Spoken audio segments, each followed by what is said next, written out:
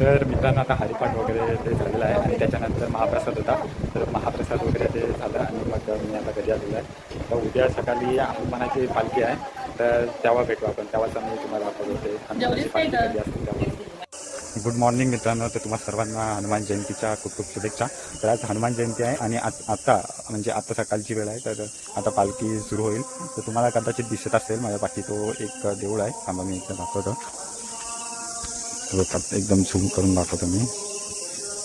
तो देऊळ दिसतोय तो बघा, तो देऊळ आहे ना, तिथून आता ती पालखी निघेल आणि इकडे इकडून वरती जाईल अशी. म्हणजे वरती आता तुम्हाला कदाचित आवाजाचा जो आवाज येतोय स्पीकरचा, त्या ठिकाणी हनुमानाचं देऊळ आहे.